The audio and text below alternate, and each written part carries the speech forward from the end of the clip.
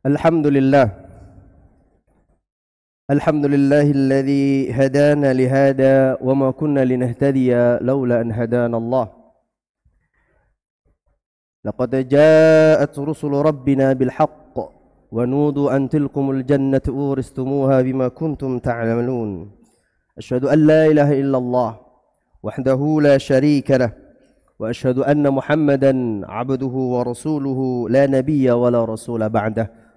Allahumma salli ala Muhammadin wa ala alihi wa ashabihi wa man tabi'ahum bi ihsanin ila yaumiddin. Faya ayyuhal hadirun al-kiram ittaqullaha haqqa tuqatih. Faqala Allah ta'ala ya ayyuhan nas ittaqu rabbakum alladhi khalaqakum min nafsin wahidah wa khalaqa minha zawjaha wa batha minhuma rijalan katsiran wa nisaa wattaqullaha الذي تساءلون به والأرحام إن الله كان عليكم رقيبا. اللهم علمنا ما ينفعنا وانفعنا بما علمتنا وزدنا علما وأرنا الحق حقا وارزقنا اتباعه وأرنا الباطل باطلا وارزقنا اجتنابه.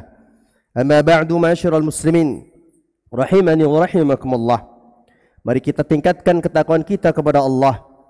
Karena Allah Subhanahu wa taala berfirman, "Fa amma man a'ta wattaqa." Adapun orang-orang yang memberi kemudian dia dalam kondisi tetap bertakwa, maka wasaddaqa bil husna, dan dia memberi penuh dengan meyakini akan adanya pergantian yang luar biasa oleh Allah. Semua apa yang dia berikan selama mungkin Ramadan, karena ketakwaan, bentuk ketakwaan dia ihtisaban kepada Allah, maka wasaddaqa bil husna, dia betul-betul meyakini adanya pergantian al-husna, kebaikan, di antaranya adalah syurga Allah. Maka fasanu yassiruhu lil yusra, maka Allah akan beri tunjukkan kepada dia jalan yang mudah, memudahkan dia dalam menjalankan kebaikan-kebaikan berikutnya. Maka salah satu dari bentuk diterimanya amal kita selama Ramadan adalah dimudahkan pula kita melakukan amaliah ibadah seperti biasanya hingga di luar Ramadan. Maka sudah sepantasnya ketakwaan ini yang membuat para ulama, para tabi'in, bahkan para sahabat Nabi SAW, mereka senantiasa berdoa kepada Allah agar senantiasa berdoa diterima segala amalnya.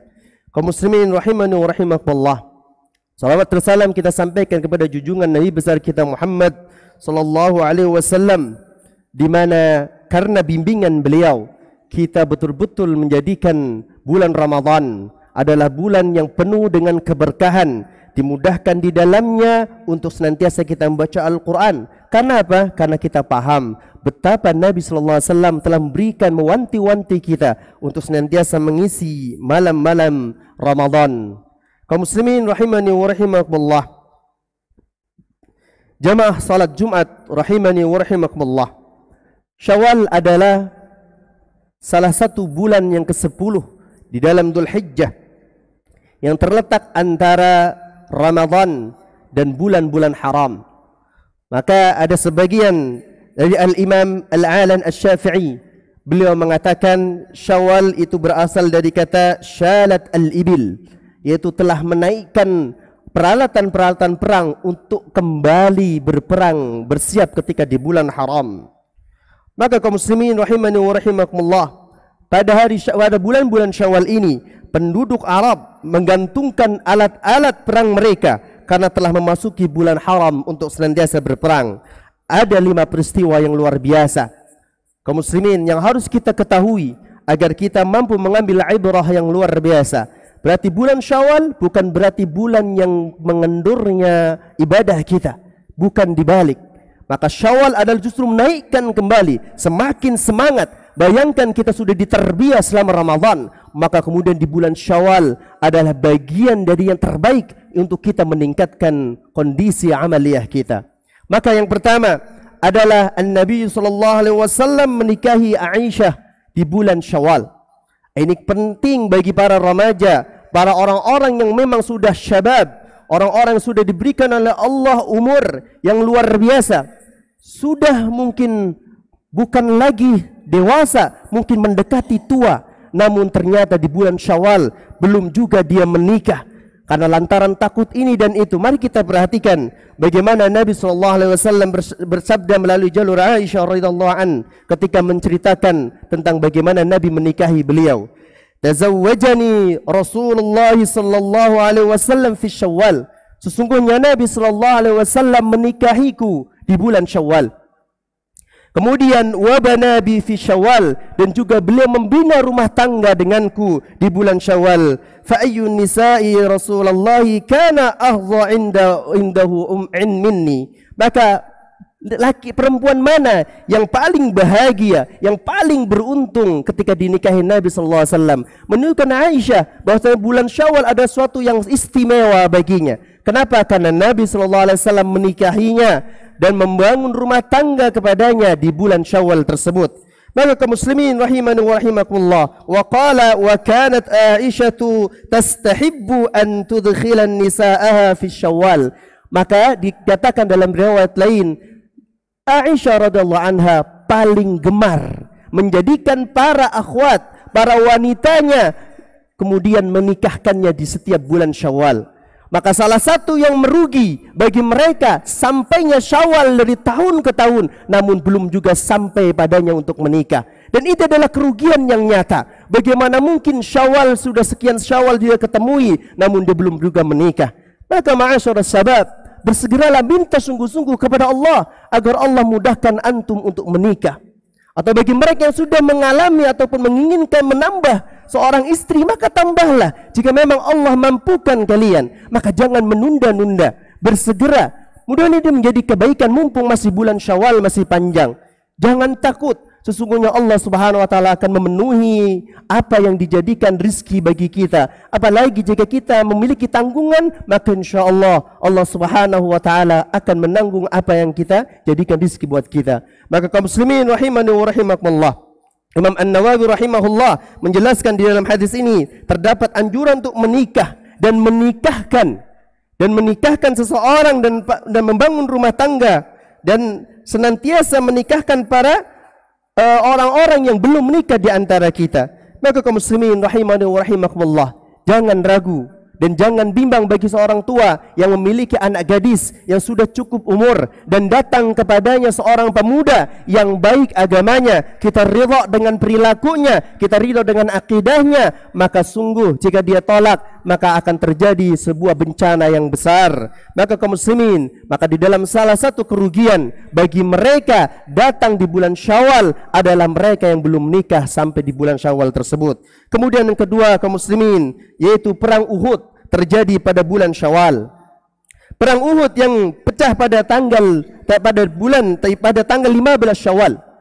Jadi disebutkan di dalam sejarah, yakni 3 tahun setelah hijrahnya Rasulullah sallallahu alaihi wasallam, sebanyak 700 pasukan muslimin dan berhadapan dengan 3.000 pasukan kufar. Awalnya umat Islam mendominasi. Kita tahu bahwasanya perang Uhud ini luar biasa. Umat Islam yang memiliki sebuah strategi yang hebat dari Nabi sallallahu alaihi wasallam, yaitu berjaga-jaga di Bukit Uhud. Kemudian di sana para pemanah yang bisa melihat, pada waktu itu dipimpin oleh orang kufar tersebut, dipimpin oleh Khalid bin Walid. Beliau belum masuk Islam. Maka ketika hal ini terjadi, ketika kaum muslimin di antara para sahabat tersebut melihat telah terkocar-kacirnya sebagian dari kaum kufar, maka lalirah pimpinan yang dipimpin oleh Khalid bin Walid. Maka kemudian ada sebagian dari atas karena melihat betul-betul, maka kemudian turun sebagian dari pemanah. Dan Khalid bin Walid adalah orang yang cerdas dalam strategi perang. Maka ketika dia melihat kesempatan, maka Khalid bin Walid berputar dan akhirnya menguasai bukit yang pada para pemanah dari kaum muslimin. Maka tumbanglah semua, hampir di situ banyak para sahabat yang gugur di dalam perang Uhud tersebut. Akhirnya perang Uhud tersebut pun dimenangkan oleh kaum kufar. Kaum muslimin rahimani wa rahimakumullah, kejadian ini terekam di dalam surah Ali Imran ayat 121. Perang Uhud adalah salah satu perang yang disebut dalam Al-Quran sebagaimana sebagaimana ujian antara ketaatan kita kepada Nabi alaihi salatu wassalam, di mana Allah Subhanahu wa taala berfirman, "Wa idh ghadawta min ahlika tubawwi'ul mu'minina maq'ida lil qital wallahu samii'un alim." Dan ingatlah ketika kamu berangkat pada pagi hari dari keluargamu, kemudian kata Allah akan mendapatkan para mukminin pada beberapa tempat yang dalam peperangan, dan Allah Maha mendengar lagi Maha mengetahui. Maka sekitar 70 sahabat itu gugur dalam perang Uhud. Maka kaum muslimin, salah satunya adalah di dalamnya terdapat sahabat Hamzah bin Abdul Muttalib. Juga kita dengar, yang paling kita sering mendengar yaitu salah satu sahabat muda, yaitu adalah Mus'ab bin Umair. Beliau senantiasa meneriakkan panggilan-panggilan, "Wa ma Muhammadun illa rasulun qad khalat min qablihi rusul," hingga ayat tersebut dijadikan oleh Allah sebuah ayat dalam Al-Qur'an. Karena begitu dia melindungi Nabi sallallahu alaihi wasallam dalam peperangan tersebut, maka kemudian Allah menurunkan, "Awalamma asabatkum musibah qad asabtum mithlaiha qultum anna hadha qul huwa min indi anfusikum." Dan mengapa ketika kamu ditimpa musibah dalam peperangan Uhud, padahal kamu telah ditimpakan kepada kalian kekalahan 2 kali, itu disebabkan apa? Kata Allah, "Qul huwa min indi anfusikum." Itu penyebabnya adalah karena kalian semua. Apa? Karena sebagian sahabat tidak mendengarkan perintah Nabi, karena Nabi telah berpesan kepada mereka, "Jangan turun sebelum ada perintah dariku. Jika kalian turun, maka jika ada perintah dariku untuk turun, maka turunlah." Namun kaum muslimin, sebagian dari mereka para sahabat kemudian tergoda melihat harta rampasan yang mungkin begitu banyak, sehingga salah satu di antara mereka, beberapa kelompok kemudian turun. Kaum muslimin rahimani wa rahimakumullah. Maka terkadang sedikit menurut kita dari kita membangkang kepada Allah dan Rasulnya, ternyata efeknya adalah luar biasa. Kita pikir mungkin kita hanya meninggalkan salat, namun pada dasarnya jika kita meninggalkan salat bahkan dengan sengaja, ini adalah bagian diazabnya kita. Maka jika kita dimudahkan untuk melakukan amal saleh, maka mudahkan. Jangan pula kemudian kita mengoreksi orang lain dengan penuh koreksi yang tinggi, namun kita lupa untuk mengoreksi diri kita. Jamaah salat Jumat rahimani wa rahimakumullah. Kemudian yang ketiga adalah perang Khandaq atau sering kita kenal dengan perang Ahzab. Kenapa disebut perang Ahzab? Karena di dalamnya memang banyak di antara golongan-golongan, yaitu firqah-firqah yang kemudian bergabung di antara kabilah-kabilah Arab. Disebut perang Khandaq karena saat waktu itu Salman Al-Farisi, kita tahu keislaman beliau dari Persia, yang membuat gemilangnya sebuah peperangan yang dia katakan, "Mari kita membuat parit." Yang parit ini adalah menjadikan musuh-musuh Allah akan susah masuk ke dalam kota Madinah pada waktu itu. Maka kaum muslimin rahimani wa rahimakumullah, pada waktu itu yang menjadi sekutu dalam perang Ahzab adalah Quraisy di bawah pimpinan Abu Sufyan. Lalu ada berbagai kabilah Arab yang mengikutinya. Kemudian Bani Sulaim di bawah pimpinan Sufyan bin Abdus Syam.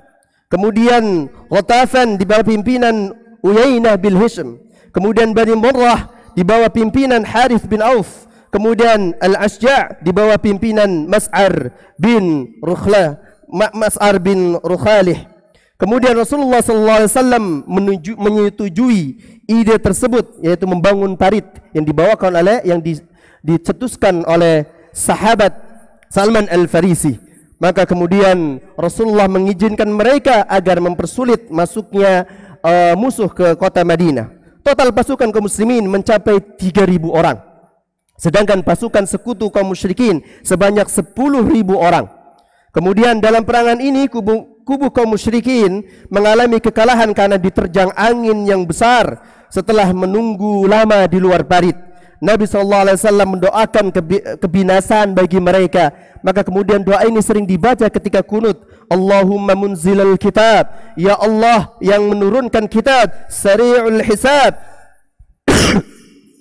yang sangat cepat dalam menghisab. Allahumma hzim al-ahzab, ya Allah hancurkan dan luluhkan mereka. Allahumma hzimhum wazilzilhum, dan kemudian goncangkan pertahanan mereka, hancurkan mereka.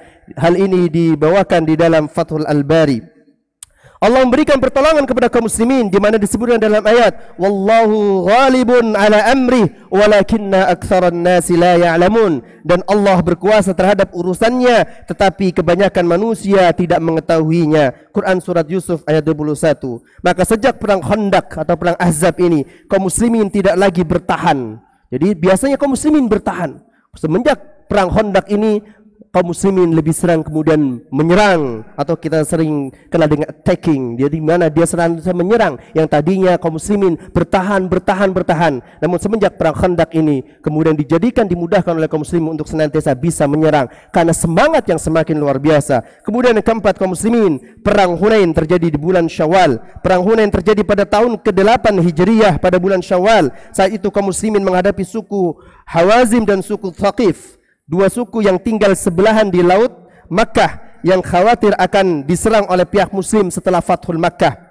2 pekan lamanya perang Hunain berlangsung setelah Rasulullah SAW dipimpin oleh kaum muslimin dalam menaklukkan Makkah tanpa pertumpahan darah. Dengan demikian maka pasukan kaum muslimin di medan Hunain cukup diuntungkan dengan kondisi mental yang penuh dengan kegembiraan, karena setelah kemenangannya berikut maka kemudian setelah perang Hunain menjadi apa?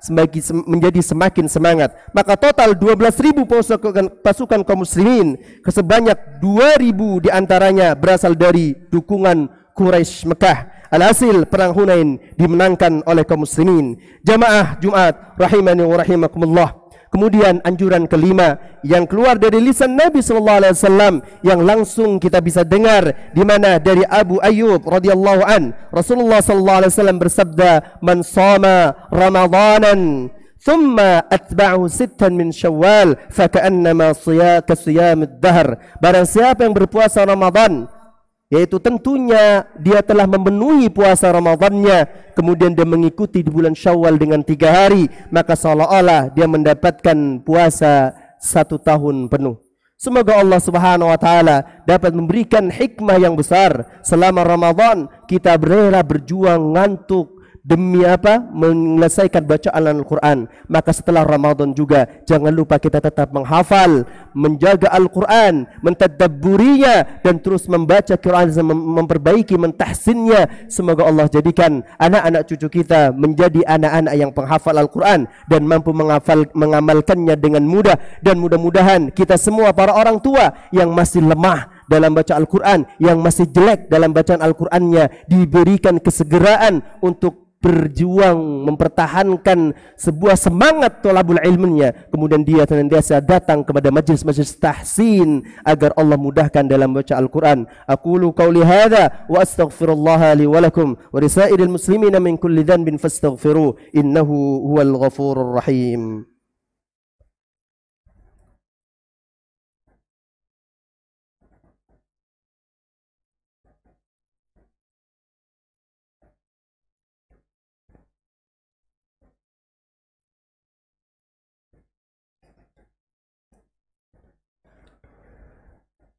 إن الحمد لله نحمده ونستعينه ونستغفره ونعوذ بالله من شرور أنفسنا وسيئات أعمالنا. من يهدي الله فلا مضل له ومن يضلل فلا هادي له. أشهد أن لا إله إلا الله وحده لا شريك له وأشهد أن محمدا عبده ورسوله لا نبي ولا رسول بعده. اللهم صل على محمد وعلى آله وصحبه ومن تبعهم بإحسان إلى يوم الدين. Ma'asyiral muslimin, Imam Ibrahim bin Muhammad bin Ahmad Al-Bajuri rahimahullah memberikan alasan kenapa sampai puasa 6 hari di Syawal itu seperti puasa sepanjang tahun. Ternyata apa alasan beliau? Karena puasa bulan penuh di bulan Ramadan maka dihitung seperti 10 bulan, maka 6 hari setelah Ramadan itu dihitung sama dengan kita berpuasa 2 bulan. Maka kaum muslimin rahimani wa rahimakumullah, bersemangatlah kita untuk melaksanakan puasa tersebut, karena ini Nabi SAW sengaja memberikan pesan ini dalam salah satu keutamaan di bulan Syawal. Faka'annama thumma atbahu 6 min Syawal. Ini Nabi SAW langsung menyampaikan agar kita mengetahui betapa pentingnya dan betapa hebatnya keistiqomahan dalam beribadah. Jangan sampai kita tinggalkan puasa Ramadan 30 hari kita kuat luar biasa, namun ternyata begitu mengerjakan Syawal berat, dan itu adalah bagian dari ujian. Karena memang selama kita Ramadan, kita mampu melaksanakan qiyamul Ramadan yang luar biasa. Namun ternyata bahkan pada tanggal malam 1 Syawal di antara kita sudah telap semua, tidak kemudian menjalankan qiyamul lail. Bahkan di tanggal 2 semakin jauh, tanggal 3 semakin jauh. Bukannya dia bangun untuk senantiasa sebagaimana dia mendapatkan qiyamul Ramadan ataupun bahkan malam-malam Lailatul Qadar, maka justru sebagian kita melemah dan terus melemah. Bacaan Qur'annya semakin lemah, wal'iyadu billah. Semoga Allah berikan kepada kita kekuatan, keteguhan hati, agar Allah jadikan kita hati yang kokoh dalam keistiqomahan hingga Allah memanggil kita. Mari kita berdoa kepada Allah Subhanahu wa taala agar Allah Subhanahu wa taala menjadikan kaum muslimin yang senantiasa tegak di atas kebenaran dan al-haq, diberikan suatu kekokohan atau pede dalam berdakwah. Jangan justru merasa lemah di hadapan orang-orang yang justru belum mengetahui tentang bagaimana dinul Islam. Semakin kuat tauhid kita, semakin kuat kita dalam menghadapi apapun rintangan dalam dunia ini. Karena sesungguhnya karena kalimat la ilaha illallah yang kita miliki, disitulah kita akan mampu menerjang apapun, gelombang apapun yang membuat kita capek. Allahumma salli ala Muhammad wa ala ali Muhammad kama sallaita ala Ibrahim wa ala ali Ibrahim innaka Hamidum Majid. Wa barik ala Muhammad wa ala ali Muhammad kama barakta ala Ibrahim wa ala ali Ibrahim innaka Hamidum Majid. Allahumma ighfir lil muslimina wal muslimat wal mu'minina wal muslimat al ahya'i minhum wal amwat innaka sami'un qaribun mujibu da'wat fa ya qadi al hajat. Allahumma inna na'udzu bika min ajzil wal kasal wal bakhl wal hadam wa 'adzabil qabr. Allahumma آتِ نفوسنا تقواها اللهم آتِ نفوسنا تقواها وزكها أنت خير من زكاها أنت وليها ومولاها. اللهم إنا نعوذ بك من علم لا ينفع ومن قلب لا يخشع ومن نفس لا تشبع ومن دعوة لا يستجاب لها. اللهم اكفنا بحلالك عن حرامك واغننا بفضلك عمن سواك. اللهم إنا نعوذ بك من زوال نعمتك وتحول عافيتك وفجاءة نقمتك وجميع سخطك. يا مقلب القلوب يا مقلب القلوب يا مقلب القلوب ثبت قلوبنا على طاعتك ثبت قلوبنا على طاعتك ثبت قلوبنا على طاعتك. اللهم إنا نسألك رضاك والجنة ونعوذ بك من سخطك والنار. اللهم إنك عفو كريم تحب العفو فاعف عنا. اللهم إنك عفو كريم تحب العفو فاعف عنا. اللهم إنك عفو كريم تحب العفو فاعف عنا. ربنا تقبل منا صيامنا وقيامنا وركوعنا وسجودنا وتلاوتنا إنك أنت السميع العليم. اللهم ول علينا خيارنا ولا تول علينا شرارنا. اللهم لا تسلط علينا بذنوبنا من لا يخافك فينا ولا يرحمنا. اللهم أحسن عاقبتنا في عمور كلها وأجرنا من خزي الدنيا وعذاب الآخرة. ربنا آتنا في الدنيا حسنة وفي الآخرة حسنة وقنا عذاب النار. عباد الله إن الله يأمر بالعدل والإحسان وينهى عن الفحشاء والمنكر والبغي يعظكم لعلكم تذكرون. فاذكروا الله العظيم يذكركم واشكروه على نعمه يزدكم ولا ذكر الله أكبر. وقيم الصلاة.